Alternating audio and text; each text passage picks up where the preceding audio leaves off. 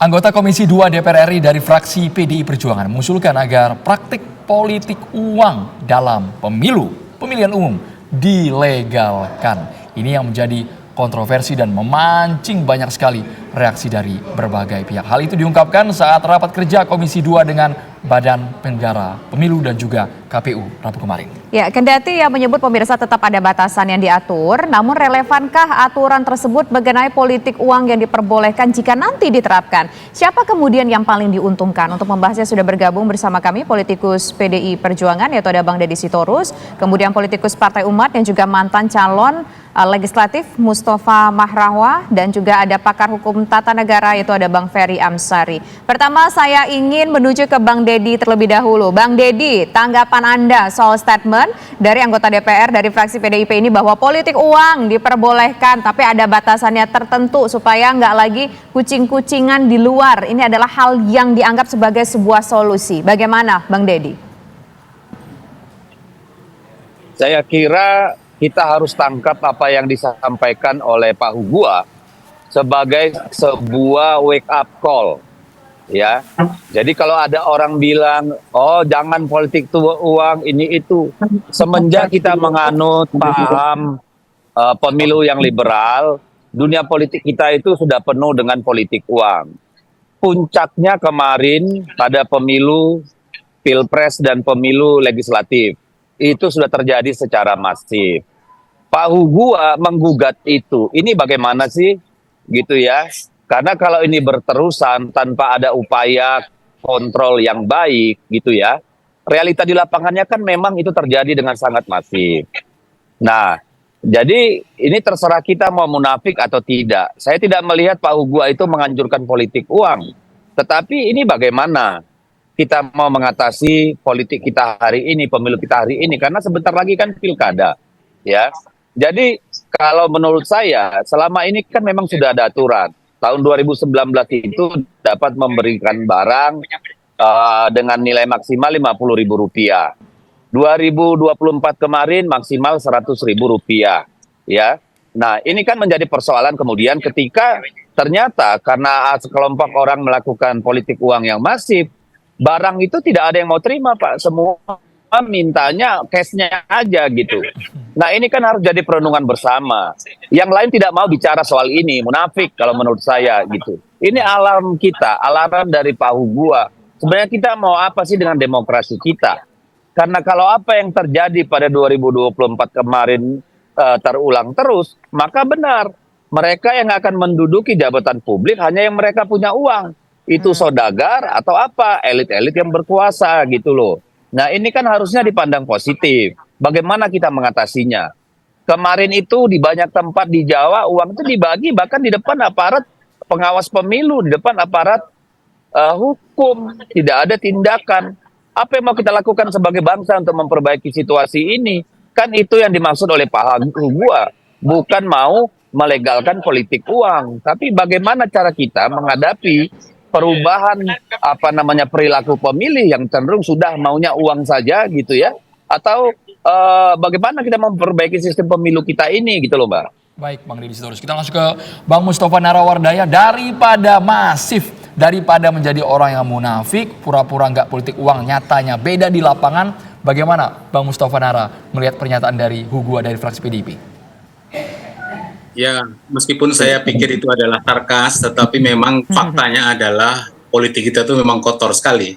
Saya kan sebenarnya kemarin itu mau serius ya menjadi caleg di di dapil yang paling berat di Indonesia, DKI 2, yaitu Jakarta Pusat, Selatan, dan luar negeri, mengampu 126 negara. Itu paling berat di DKI 2 itu. Dan saya merasakan sendiri bagaimana kemudian ada beberapa pihak yang memburu ya. Saya yakin sekali loh. Halo? Ya, silakan Bang Mustafa. Dilanjutkan. Halo, Bang Mustafa.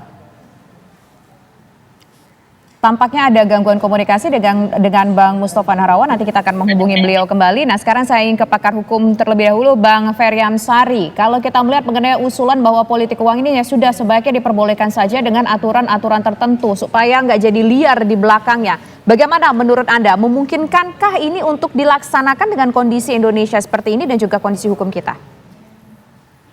Ya, tentu saya tidak tahu ya apakah itu adalah satir atau menyindir atau bahkan putus asa, saya tidak paham. Tetapi sebagaimana kita ketahui semua bahwa kita itu terlalu permisif dengan politik uang, ya. Kita menghalalkan sesuatu yang haram dalam demokrasi misalnya. Ada batasan sumbangan yang bisa diterima oleh publik, itu permisif sebenarnya. Lalu tidak heran kemudian orang yang memiliki dana lebih besar menggunakan atau memanfaatkan keadaan dengan kemudian menggelontorkan uang untuk mempengaruhi pemilih.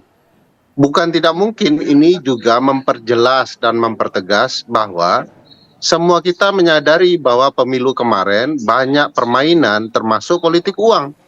Sehingga keluarlah apakah ini satir atau menyindir ya begitu ya, bahwa politik kita sudah sangat permisif dan kita halalkan saja semua gitu ya. Padahal kita tahu konsekuensinya dengan menghalalkan politik menghalalkan politik uang itu akan membuat pertarungan tidak fair. Banyak ruang bagi publik hanya memenangkan pertarungan karena orang mengucurkan uang lebih banyak daripada kontestan lain. Dan itu tentu tidak akan sehat. Orang memilih karena jumlah uang yang ada.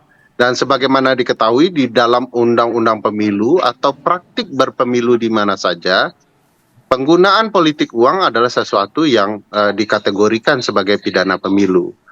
Saya pikir ya kita tidak dalam rangka mencoba memunafikkan keadaan bahwa itu terjadi, tetapi ada kewajiban juga bagi teman-teman partai politik untuk memastikan proses penegakan hukum terkait politik uang dengan serius. Baik, Bang Misalnya melakukan perbaikan badan pengawas pemilu.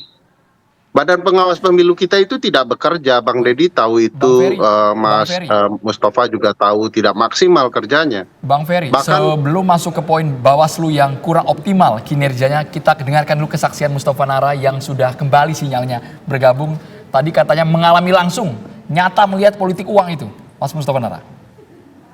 Jadi jauh hari sebelum coblosan, tepatnya bulan September, itu kami kan sudah mempersiapkan untuk kampanye ya. Dan itu tidak hanya masyarakat dapil saya di Jakarta Pusat, Selatan, dan luar negeri yang mereka kalau bahasa Jawa itu ngatung ya.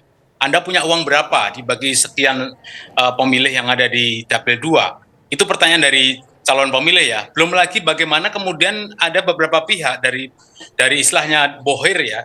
Kemudian itu memburu saya, bertanya apakah Anda nanti bisa saya jamin untuk di Komisi 11, Komisi Keuangan. Jadi ini sebenarnya saling mengimbang nih. Ada dari bawah pemilih itu adalah mau minta jatah amplop, kemudian dari pihak lain, dalam hal ini adalah para pemodal-pemodal itu memburu calon legislatif yang mereka pikir bisa dipelihara. Dan ini saya sebenarnya mau tunggu sampai kapan dan berapa jumlah yang mereka mau keluarkan. Di DKI 2 itu rata-rata habis 40 sampai 50 miliar caleg itu yang jadi. Jadi bisa kita bayangkan orang-orang seperti kalau dari PAN itu misalkan Adiaksa Daud keluar berapa miliar itu nggak jadi juga karena kalah duit. Ada yang memberi, ada yang meminta, dan itu seperti pasar. Artinya kalau pemodal yang tadi memburu saya itu, dia mengatakan ada uang 2 juta US dollar yang akan kami berikan kepada Anda kalau Anda bisa menjamin 2 jaminan. Pertama, nggak boleh ada perubahan struktur di partai Anda yang pertama. Yang kedua, Anda harus di Komisi 11. Ini yang pemberi uang, yang calon pemberi uang, yang bohir. Kemudian ketika ini kita kemudian di partai saya, itu kan ada pergantian sekjen ya, sehingga pada kurang 1 hari sebelum kampanye, itu mereka membatalkan, bohir-bohir ini membatalkan untuk membantu calegnya. Otomatis kemudian karena kita hanya memegang satu calon pendana atau istilahnya itu yang membantu kita ingin menghormati juga. Jadi dalam politik uang sekalipun itu kita ada hormat menghormati. Jadi hanya satu yang bisa kita terima karena kita punya perjanjian dengan mereka. Jadi saya ngalami sendiri karena ini kemudian di partai kami ada pergantian struktur di tingkat level DPP. Otomatis calon donatur ini mengundurkan diri ya, sehingga uang 2 juta US dollar itu kira-kira 30 miliaran untuk Jakarta Selatan, Jakarta Pusat, dan luar negeri. Jadi akhirnya itu batal. Oleh karena itu ketika hari pertama pencoblosan saya pun merasakan ketika kami tidak membagikan uang kepada calon pemilih, otomatis pasti gagal karena mereka memang ngatung tadi itu. Mereka sudah ingin harus ada jaminan bahwa kami nanti ketika mencoblos itu mendapatkan jatah amplop. Nggak main-main jumlahnya kalau saya hitung. Itu tadi saya bilang kisaran 40 sampai 50 miliar itu baru berani di DKI 2. Bagaimana yang mereka-mereka yang udah lama menjadi anggota DPR RI yang mereka memiliki jaringan sebelumnya, saya yakin habisnya lebih dari itu. Jadi ini sebenarnya dua hal yang menurut saya penting adalah calegnya, kemudian pemilihnya, dan dua-duanya memang saling membutuhkan dan saling menyediakan seperti itu. Nah, belum lagi nanti waktu pilkada sama saja saya kira bohir-bohir dan para pemodal ini akan berburu mana calon yang bisa saya pelihara, mana yang bisa saya giring. Oleh karena itu pernyataan dari politikus PDIP bahwa lebih bagus dilegalkan saja, nggak dilegalkan sekalipun sebenarnya di Undang-Undang Pemilu sudah diatur kan, korporasi bisa membantu 25 miliar, pribadi juga bisa membantu 2,5 miliar. Itu sebenarnya sudah diatur meskipun namanya bukan politik uang. Tetapi sebenarnya sudah diatur, sudah legal itu. Kalau dilegalkan kembali, ya mungkin rusak sekali. Tapi saya yakin itu adalah sarkas. Bagaimana rusaknya demokrasi kita itu, sehingga seorang peneliti dari Australian National University mengatakan Indonesia itu 4 besar ya. Bagaimana setiap pemilu itu selalu curang, selalu rusak dan selalu berbau politik uang. Selain juga Thailand, kemudian Filipina, Indonesia nomor tinggi itu. Sehingga ya wajar lah kalau kemudian Oke, baik. Ada yang menilai kemudian sarkas. mengusulkan secara sarkas, Oke. sudahlah rusak sekalian. Saya Baik. kira sarkas, kalau sungguhan ya betapa bobrok politikus kita itu. Oke, cukup satir. Ada yang menilai ini sebuah sarkas, ada juga yang menilai Bambang mungkin jangan-jangan ini sebuah usulan. Nanti kita akan menuju kembali ke Bang Ferry usaha jeda berikut pemirsa. Kami kembali sesaat lagi.